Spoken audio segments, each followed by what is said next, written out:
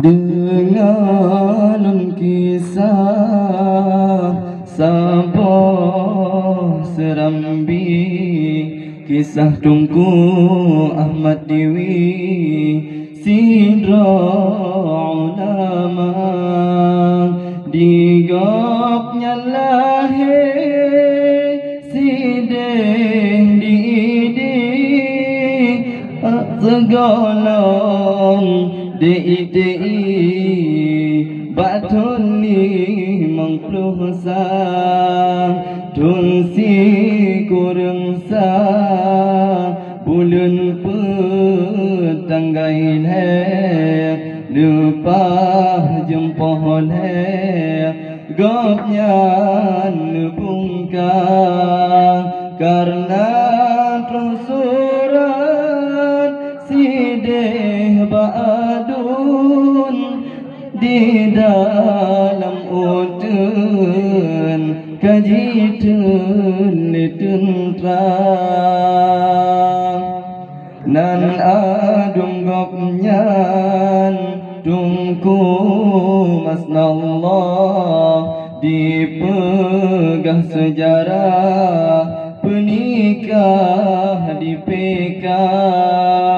gopnyan kalaju menuju rumah baterai hana guali sampoh nohatka gepakat kengan tungku hasnawi jarangan kaki digop dan cindra gepakai mata milik Haji Amri supir ban safari digop yang bang wate berangkat hinan dari idi amanah ba istri serta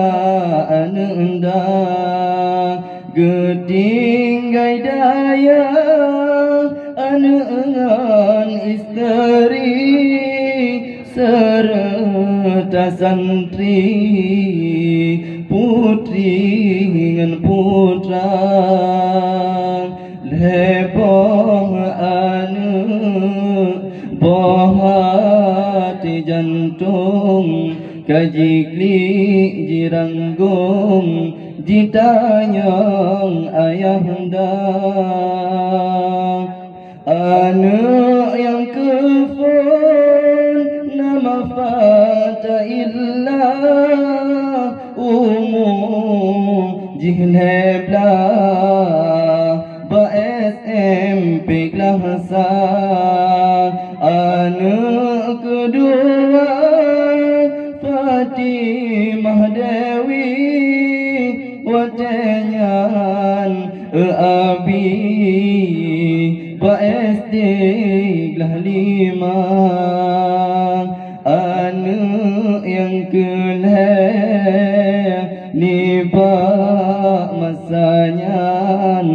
dalam kandungan golahe ulua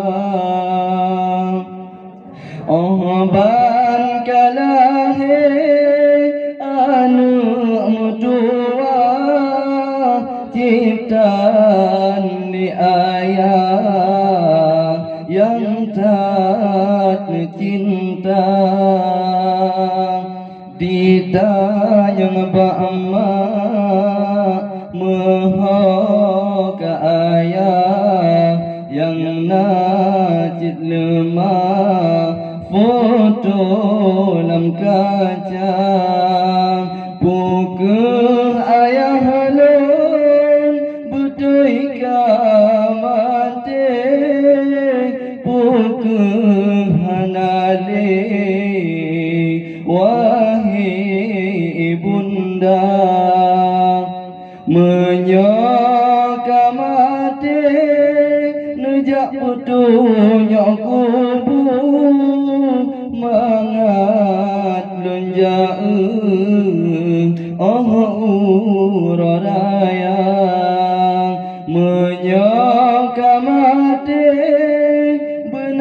ke kubur mangan lenjak sawa raya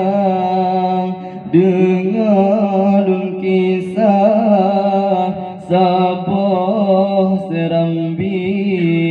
kisah tungku Ahmad Dewi Sidra ulama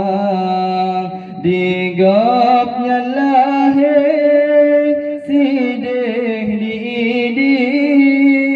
segalam dei